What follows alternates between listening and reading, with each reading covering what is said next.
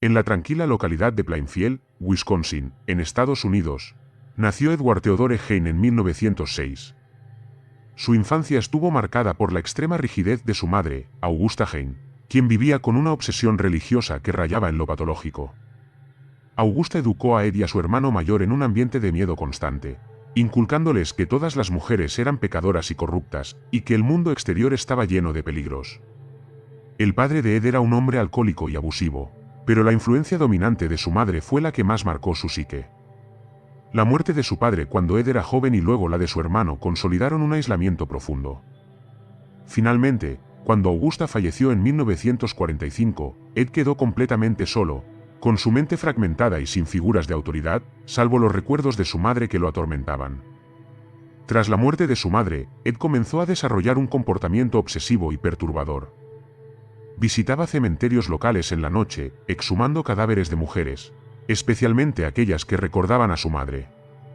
De estos cuerpos, cortaba partes que luego usaba para crear objetos y prendas, máscaras con piel humana, guantes, cinturones, tapetes y hasta lámparas fabricadas con restos humanos.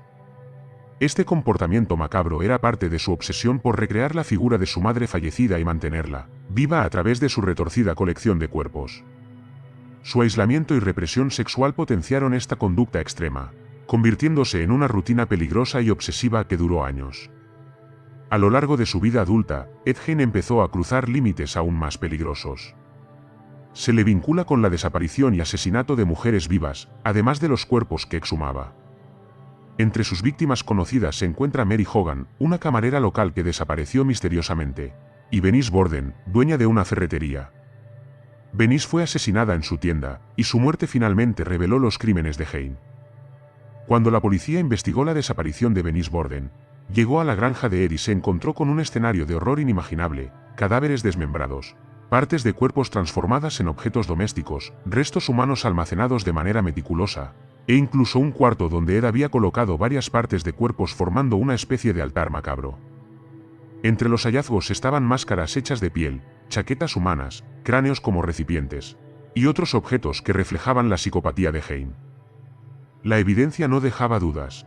Ed Gein era un asesino y un necrofílico que había llevado su obsesión hasta niveles extremos. El juicio fue uno de los más impactantes de la época. Los psicólogos que evaluaron a Hein concluyeron que sufría trastornos mentales severos, incluyendo psicosis y trastorno de personalidad, lo que lo hacía incapaz de diferenciar completamente la realidad de sus fantasías.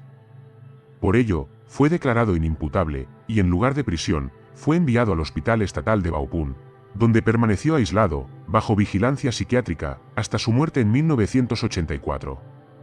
Aunque Ed Gein cometió un número relativamente limitado de asesinatos, su historia trascendió a nivel cultural. Inspiró películas y novelas de terror que se convirtieron en clásicos: Psycho de Alfred Hitchcock, El silencio de los inocentes, La masacre de Texas y otras obras basadas en su vida. Su caso sigue siendo un ejemplo extremo de cómo la combinación de aislamiento, abuso infantil, represión y obsesión puede derivar en comportamientos criminales escalofriantes. Más allá de los objetos macabros y los asesinatos, el caso de Ed Gein impacta porque demuestra la fragilidad de la mente humana frente a traumas tempranos y soledad extrema, y cómo la obsesión puede transformar a una persona aparentemente normal en una amenaza real para la sociedad. Su historia sirve como advertencia y como objeto de estudio para criminólogos, psicólogos y sociólogos. Ed Gein murió en 1984 en el hospital psiquiátrico, solo y sin remordimientos aparentes, dejando tras de sí un legado aterrador que todavía fascina a investigadores y al público general. Su historia sigue siendo relatada en libros, documentales y películas, y permanece como uno de los crímenes más inquietantes de la historia de Estados Unidos.